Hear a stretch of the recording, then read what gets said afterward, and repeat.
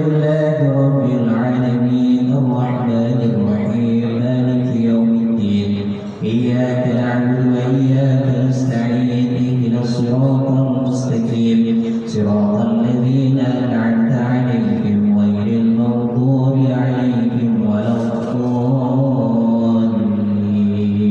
آمين. Terima kasih. Selanjutnya kita masuk kepada tausiah atau ya sedikit menyejukkan hati kita dengan hukum-hukum yang berhubungan dengan kita. Cuma tadi saya nggak dibisikin ini durasi yang harus saya tempuh ini berapa. Nah ini kadang kalau saya ngomong ini bisa sejam, 2 jam, 3 jam ya, sanggup gitu. Berapa ini Bapak tuan rumah?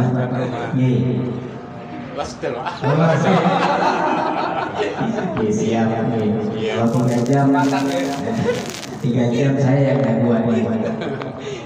Nah, sedikit saja insya Allah. Alhamdulillah, ini merupakan di antara syiar kepada kita sebagai umat Islam dan sejarah khitan atau kalau dalam bahasa kita ini dikenal dengan sunat ya. Ini merupakan bukan hanya ada pada di zaman Nabi Muhammad SAW. Jadi syariat khitan atau sunat ini sudah dimulai dari masa Nabi Ibrahim alaihissalam.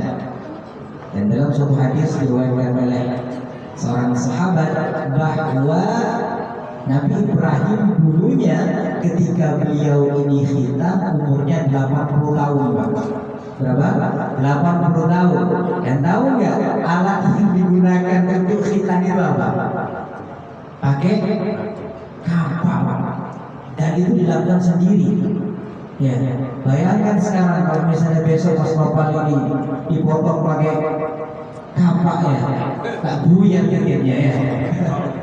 Tapi sekarang semuanya sudah canggih, ya insya Allah ada laser dan sejenisnya. Ya, alhamdulillah kita bersyukur dengan penemuan-penemuan yang semakin canggih ini sehingga sekarang untuk khitan itu sudah tidak takut lagi. Jadi umur 80 tahun dulu masa Nabi Ibrahim itu dan menggunakan apa? Kenapa kemudian kita ini bertanya, kenapa sih manusia itu kok harus khitan seperti itu? Kenapa nggak dibiarkan saja?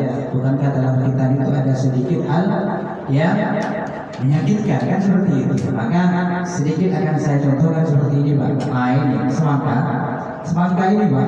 Nah saya coba ya. Enak apa enak? Enak. Mohon maaf Pak ini. Contoh. Ini enak semangka. Kenapa? Karena dihilangkan kulitnya. Karena dihilangkan kulitnya. Coba kalau ada kulitnya siapa yang berani makan? Tidak ada. Jadi semangka ini enak karena kulitnya dibuang. Begitu juga dengan Mas Nopal besok ya. Dan ini masih belum tahu, masih ada nanti coba bapak ini saya tahu semua. Allah tahu semua, kecuali yang masih jomblo, mohon maaf. Jadi itu diantaranya hikmah kenapa kita ini khitan, ya dipotong karena kalau misalnya ujungnya itu nggak dipotong secara enak dan nggak enaknya itu jawabannya. Tapi yang lebih penting adalah dalam syariat Islam. Nah, ketika anak itu sudah balik, balik itu Pak bisa dengan 2 tanda, bisa dia mimpi basah atau burungnya itu sudah tumbuh bulu, ya. Jadi kalau misalnya saya masih belum mimpi basah, tapi sudah ada tanda-tanda ada tumbuh bulu, mohon maaf nih agak sedikit ini ya. Maka di situ sudah balik berarti dia sudah harus wajib melaksanakan yang namanya sholat. Wajib melaksanakan sholat karena sudah balik, sudah terkena khitab, sudah terkena kewajiban untuk melaksanakan sholat. Nah, di dalam sholat itu ada yang namanya kewajiban untuk suci. Ya, syarat dari wajibnya sholat itu kan harus suci. Makanya kalau belum berwudu harus berwudu dulu. Nah, suci dari apa saja? Suci badannya, suci tempatnya, suci pakaiannya. Nah, kalau ada orang yang sholat tapi masih belum sunat, nah ini lagi.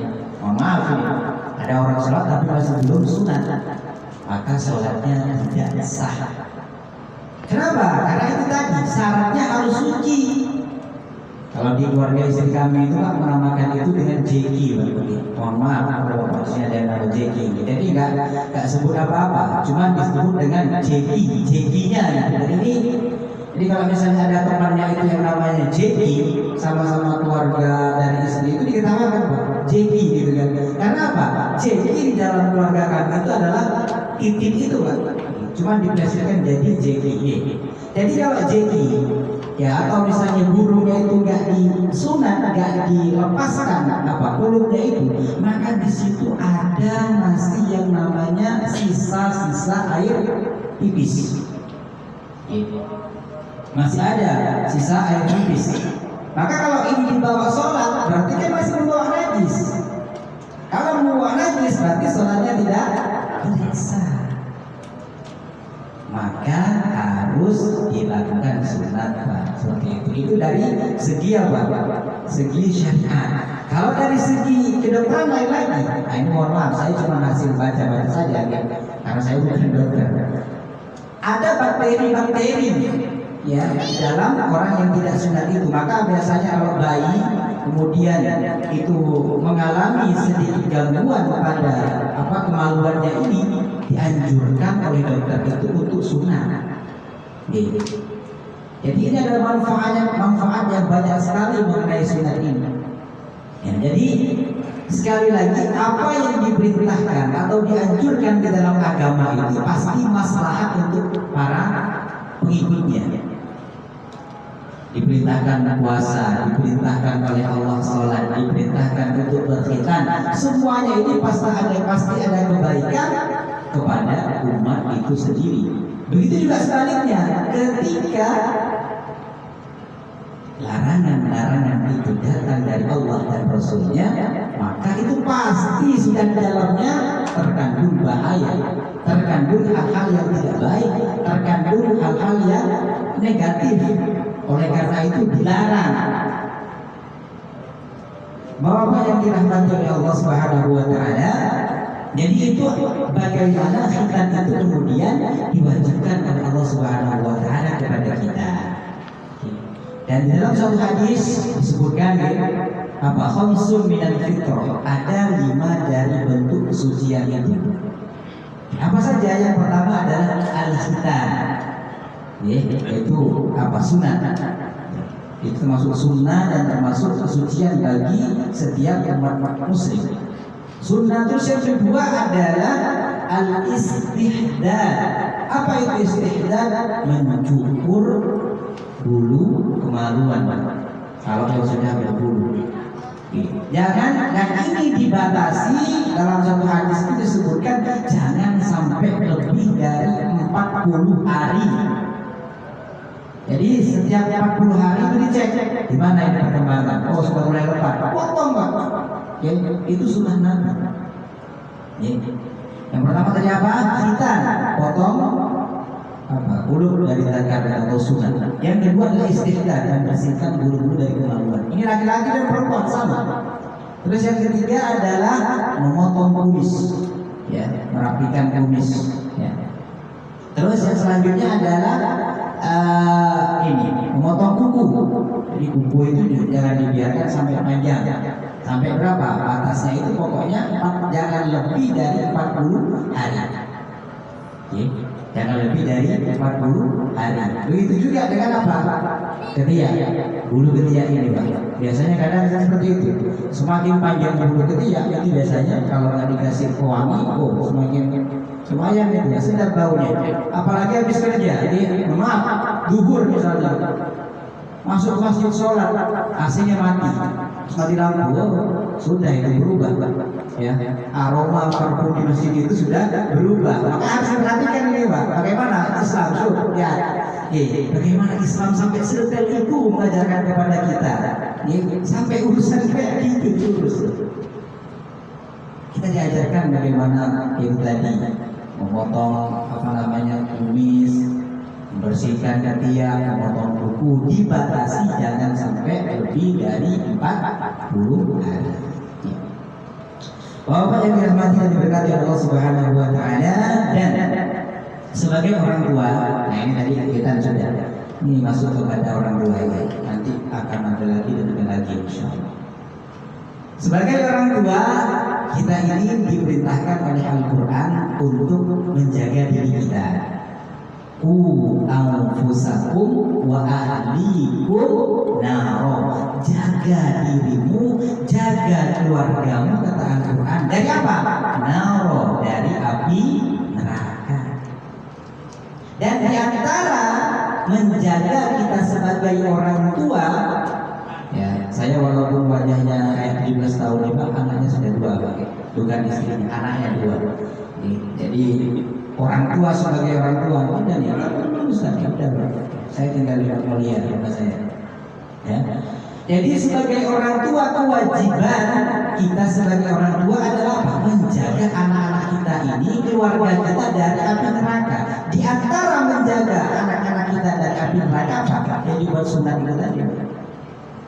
Ya, dibuat sunat apa? Atau disuruh sunat. Kenapa? Karena dia bisa nanti menjadi anak yang mau sholat.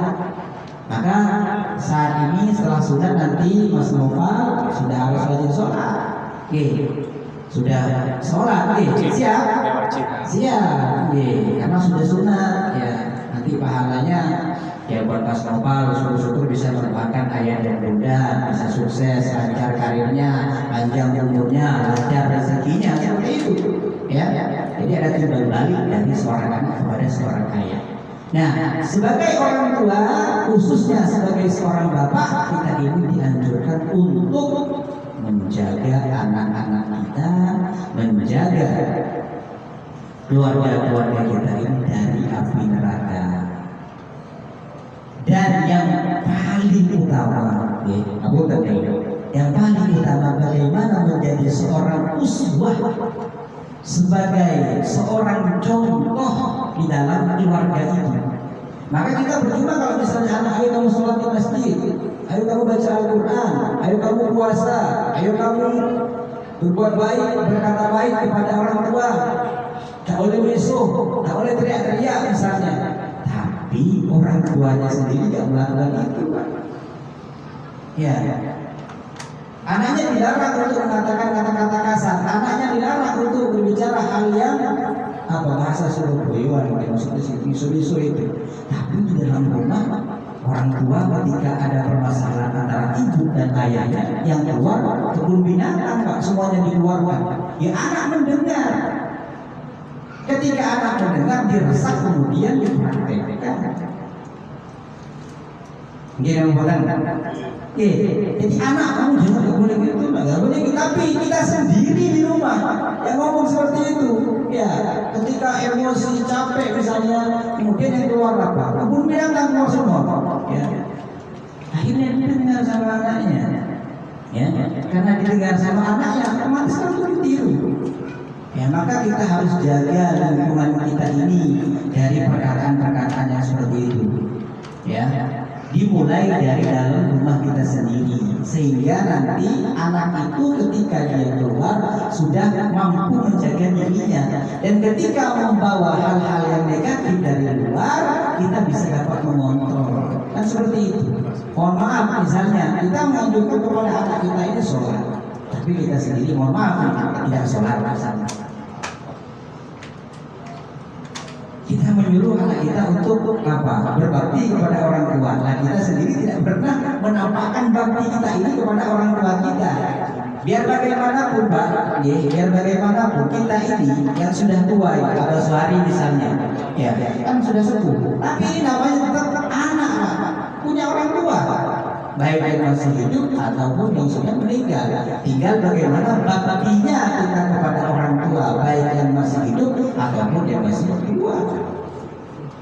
Ya jangan ketika saya ini kakek, tapi kan sebelum jadi kakek itu kan ada orang tuanya, ada anak, kan seperti itu. Tinggal bagaimana kita ini mengajarkan nilai-nilai positif itu kepada anak-anak kita. Karena apa? Ini semuanya anak-anak ini, generasi ini yang nantinya akan menyelamatkan kita. Anak-anak kita ini yang nantinya akan menjadi apa?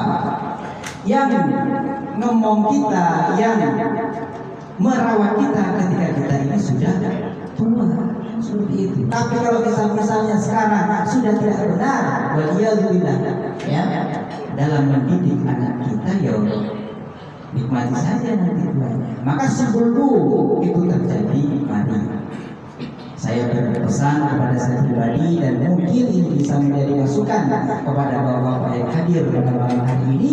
Mulai dari sekarang perbaiki diri kita, khususnya sebagai kepala rumah tangga. Kata Nabi, kullukum ra'in wa kullukum mas'ulun an ra'iyatih. Kalian semua itu, kata Nabi, yang berkhutbah, yang berceramah, ini pemimpin. Orang tua, laki-laki, suami, pemimpin. Setiap pemimpin ini adalah nantinya akan diminta pertanggungjawaban dengan apa yang dia telah pimpin. Kan seperti itu, Pak. Apakah sudah benar-benar kita melaksanakan sesuai dengan yang diperintahkan oleh Allah? Ketika kita diberikan suatu amanah, kemudian kita benar nggak menjalankan amanah itu? Semuanya kan diminta pertanggungjawaban, bukan hanya bapak-bapak. Ya saya juga sama. Apa yang saya ucapkan ini juga nantinya akan dipertanggungjawabkan. Kan seperti itu. Maka mari bersama-sama kita jaga lingkungan kita arahkan anak-anak kita yang masih belum bisa untuk mengaji, kita arahkan untuk bisa mengaji. Jangan sampai anak kita ini kalah. Gimana maksudnya kalau kalah?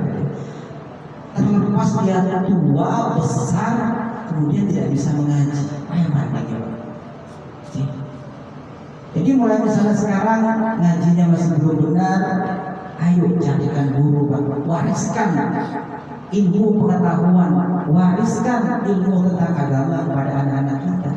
Kita semua ini, bahwa maaf, adalah calon jenazah, semuanya akan mati. Ya, siapa yang nggak mau mati di sini? Ada nggak? Umur cuma 60-70, Pak. Dan penelitian selama ini saya melihat 60 di Mongolia itu ada berapa orang yang meninggal itu umurnya 60-64, Pak. Ya, 60 ada yang 60 sini. Salam baca umur lah semuanya ya. Amin. Allahumma amin. Semuanya akan meninggal. Nih saya meninggal, dengan meninggal, yang kecil-kecil ini suatu saat juga akan meninggal. Kalau sudah meninggal, siapa yang akan diharapkan doanya?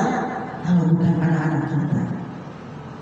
Siapa yang diharapkan doanya, Pak?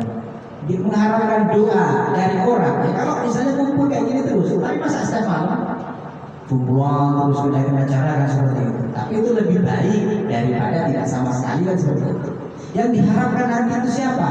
Adalah doa dari anak kita. Maka warisan terbaik itu adalah bekali anak-anak kita ini dengan ilmu pengetahuan agama, bekali mereka dengan ilmu-ilmu tentang ya dunianya juga. Agamanya kuat tapi dunianya tidak kuat, kan ini nggak berimbangkan seperti itu. Karena kita hidup khususnya di zaman sekarang kan seperti itu. Tapi yang lebih-lebih harus kita perhatikan, benar nggak saya ini sholatnya, benar nggak puasanya, benar nggak ketika dia disuruh untuk berbakti kepada orang tua, itu kita bisa menilai sebelum semuanya terlampau. Kan masih kecil-kecil ini mudah diarahkan, tinggal carikan guru atau masukkan ke TPI seperti itu. Emang nanti kalau sudah meninggal semuanya akan kata hadis Nabi apa? Semuanya akan terputus. Tak bisa lagi, Pak, kalau sudah meninggal itu apa yang mau diharapkan? Nggak bisa. Apa? Sepeda mau dikubur besar? Nggak bisa. Ya, mobil dikubur, mau diambil Pak orang di apa? Dibongkar kuburnya ya. Tidak ada yang bisa dibawa kecuali amal dan doa dari anak-anak kita. 3 hal yang tidak terputus ketika seorang itu telah meninggal. Di antaranya apa? Waladin soleh, anak yang soleh. Jadi tujuan daripada dihitannya Ananda siapa tadi? Azhan Naufal Wardana ini adalah kelak tujuannya biar menjadi anak yang soleh, anak yang berbakti kepada orang tua, anak yang bisa diandalkan ketika orang tua ini sudah tidak ada. Ya, oh istri Ustaz nanti insya Allah siap mendoakan kita kalau sudah meninggal. Kata siapa Pak? Ya, istri kalau cantik, ya masih muda, nikah lagi. Ya, banyak yang mirip. Ya enggak? Benar enggak ini? Ya, kalau nggak setia Pak, istri cantik, harta yang kita tinggalkan banyak, ya mobil mewah misalnya. Kalau nggak setia, nikah lagi. Terus apa yang kita kemudian mati-matian dalam hal itu? Maka anak ini Pak aset, ya aset utamanya anak. Ya kita tinggalkan warisan sebanyak apapun, kalau anak kita ini nggak baik, habis itu harta. Habis nggak habis? Habis. Ya kalau nggak baik Pak, habis Pak. Jangankan cuma 100 juta, 200 juta, emang habis. Kenapa? Anaknya nggak baik. Tapi kalau misalnya ilmu yang kita berikan kepada anak-anak kita ini nggak bakal habis, ya, nggak bakalan habis. Oke, mohon maaf ini kalau agak sedikit ya kurang berkenan nih. Tapi kita saling mengingatkan seperti itu.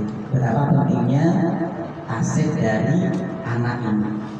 Dan yang belum memiliki anak, maaf ini ya, yang masih belum, kecuali yang masih belum menikah, kayak di sini ada 1 orang di Bojuan ya, yang kawasan itu kan masih belum menikah, dan ini sebagai motivasi mungkin ya.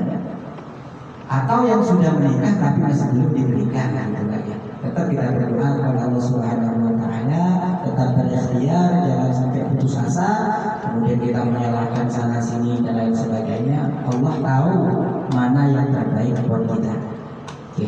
Jadi jangan sampai kita ini kemudian ketika menikah sudah lama kemudian tidak masih belum dikaruniai keturunan, maka jangan sampai kita ini menyalahkan Allah. Bersyukur kepada Allah Subhanahu Wa Taala, tetap berhusnudzon, berbaik sangka kepada Allah Subhanahu Wa Taala bahwa ini yang terbaik. Kalau sudah datang, kalau sampai waktunya, maka pasti akan dikasih. Ketika sudah dikasih, maka kita maksimalkan dengan sebaik mungkin, semaksimal mungkin amanah-amanah yang diberikan oleh Allah Subhanahu Wa Taala kepada kita. Allahumma shalli ala Muhammad. Gimana Pak? Lanjut lagi? Apa sudah? Masih banyak yang materinya? Ya, kayaknya sudah lanjut gitu. Kayaknya sudah lanjut. Ini kan kita kadang-kadang naik. Jadi seperti itu Pak. Ngapunten, mohon maaf ini. Ya Alhamdulillah saya bersyukur pada malam hari ini bisa bersilaturahmi dengan warga Dahlia, dan saya juga mengucapkan terima kasih atas perwakilan atau mengucapkan terima kasih perwakilan dari TKM Masjid Sabilillah. Ini karena setiap bulannya di sini ini kan ada iuran konser yang kemudian diberikan kepada Masjid Sabilillah. Jadi Masjid Sabilillah itu Pak sekarang adalah masjid kita bersama. Ayo kita ramaikan sama-sama Pak. Jangan mentang-mentang saya udah lihat jauh Ustaz bagaimana. Masjid kita bersama. Masjid Sabilillah itu adalah masjid kita bersama semua sekarang ini untuk seluruh mandiri residen. Dan kebetulan alhamdulillahnya pada saat ini saya diberikan mandat untuk menjadi ketua DKM. Masih muda Pak, yang saya pimpin beliau Abah Joko, Abah Sohib ya. Itu di bagian di bawah saya, maksudnya dalam struktur Pak. Tapi bagaimana?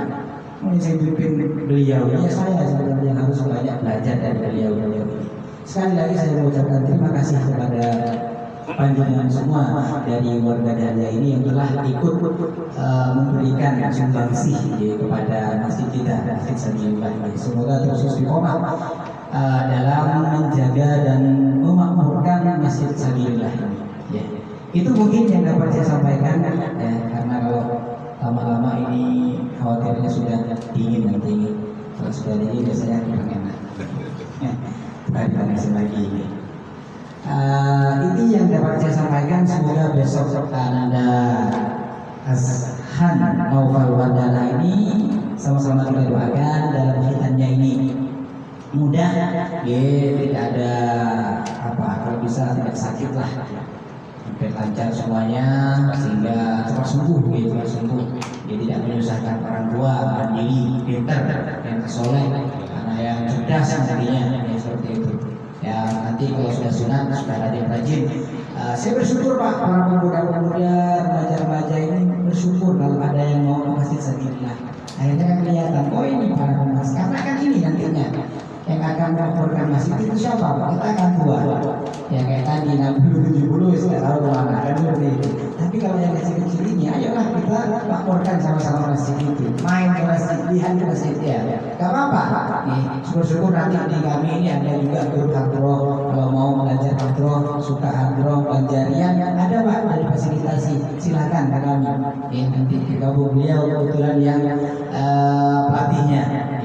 Saya katakan dari jauh ini dari Madura.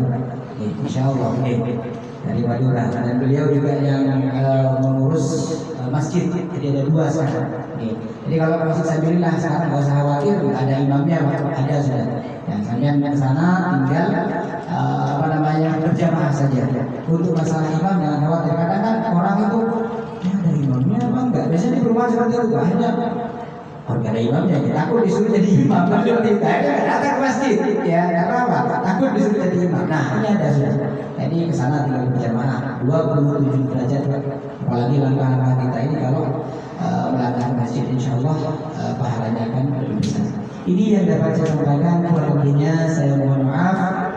Mungkin ada perkataan, ada sikap mungkin yang kurang berkenan, ya, karena saya ini kan mungkin lebih muda lah dari bapak yang ada di sini. Mungkin pengalaman saya ini lebih sedikit, tapi kok menggurui panjenengan semua. Kayak kata orang itu apa? Ajarkan ikan berenang, kan seperti itu.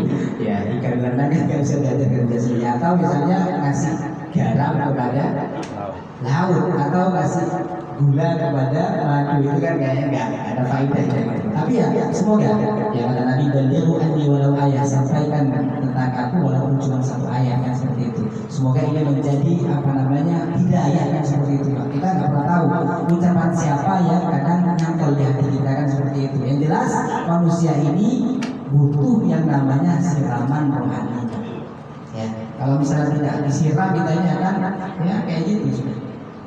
Tapi kalau misalnya sering mendengarkan pengajian, sering datang ke majelis ilmu, insya Allah akan ada yang namanya ghirah, akan ada kecintaan kepada agama Islam. Ini yang dapat saya sampaikan. Kurang lebihnya mohon maaf. Wassalamualaikum warahmatullahi wabarakatuh.